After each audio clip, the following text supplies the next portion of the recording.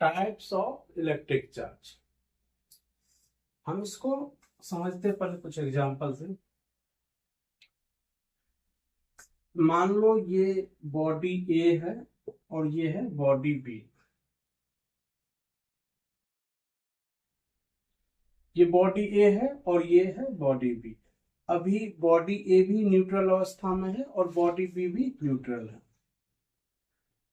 अब हम लोग करते क्या है, इस बॉडी ए से बॉडी बी पर क्या करते, इलेक्ट्रॉन का ट्रांसफर करवाते हैं।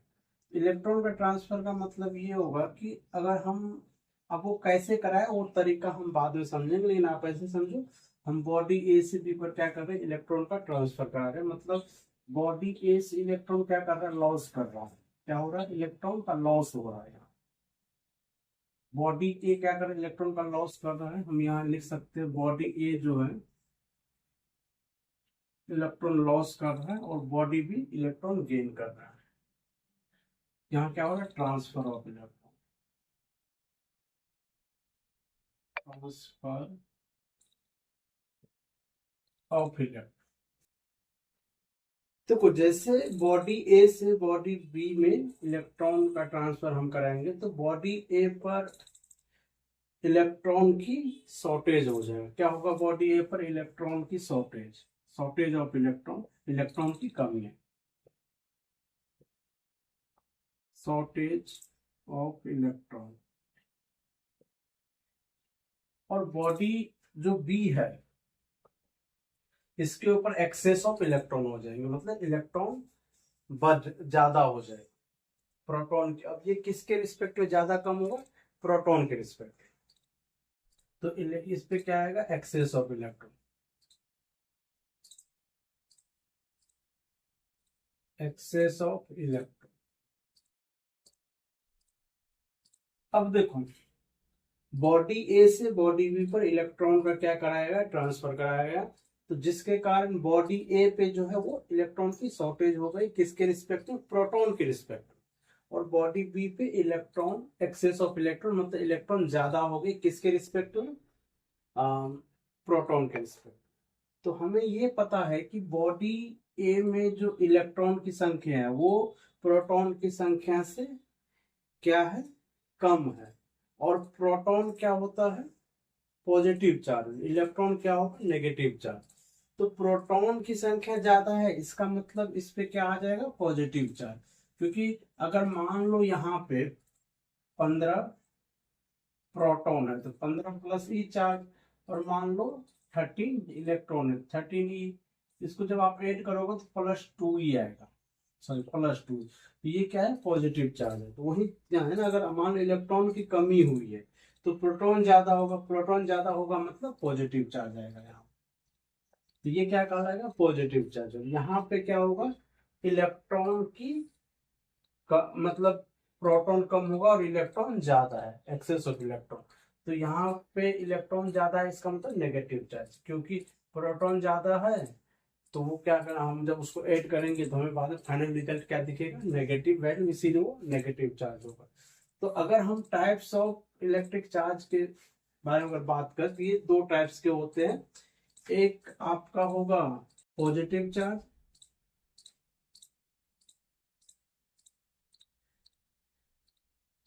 और दूसरा नेगेटिव चार्ज। तो पॉजिटिव चार्ज अगर डेफिनेशन अगर आप लिखना चाहोगे तो डेफिनेशन उसे मैं पीडीएफ में दे दूंगा, आप लोग वहां से भी लिख सकते हो, या फिर आप देख सकते हो जो चार्ज किसी बॉडी पे डेवलप होते हैं due to transfer of, sorry due to loss of electron या शॉर्टेज ऑफ इलेक्ट्रॉन, उसी को हम लोग क्या बोलते हैं, पॉजिटिव चार्ज बोलते हैं। The charge develop on the body due to shortage of electron या loss of electron is called positive charge. Negative charge की अगर मैं बात करूं तो नेगेटिव चार्ज में क्या होगा, इलेक्ट्रॉन यहाँ पे गेन हो रहा है या फिर एक्सेस ऑफ इलेक्ट्रॉन हो रहा है। हम ये लोग यहाँ हम ये बोल सकते हैं the charge develop on the body due to gain of electron या एक्सेस ऑफ इलेक्ट्रॉन। अब देखो यहाँ पे कभी कभी इस टाइप के क्वेश्चन भी डेवलप हो जाता है, क्योंकि इसमें जो हम अभी कंसेप्ट सीखे इसमें कई चीजें और इन्वॉल्व है, उसको हम आगे बात करेंगे अभी। टाइप्स ऑफ इलेक्ट्रिक चार्ज पे बात की, जिसमें दो टाइप्स के होते हैं, एक पॉजिटिव चार्ज और दूसरा नेगेटिव चार्ज। देखो, इस पे जो थियोरेटिकली क्वेश्चन है वो काफी डेवलप हो सकता, बन सकता है। अगर मैं पॉजिटिव चार्ज की बात करूं, फर्स्ट था हमारा पॉजिटिव चार्ज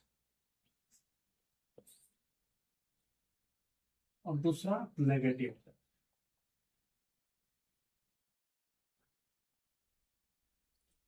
अब देखो, अगर क्वेश्चन ऐसे पूछा जा सकता है कि अगर किसी बॉडी पे पॉजिटिव चार्ज है, इसका मतलब क्या क्या हो सकता है। इसका मतलब यहाँ ये हो सकता है कि यहाँ पे इलेक्ट्रॉन की शॉर्टेज हुई हो। क्या हुआ होगा? इलेक्ट्रॉन की shortage of electron, shortage of electron, या इसी को आप बोलते हो लॉस ऑफ इलेक्ट्रॉन।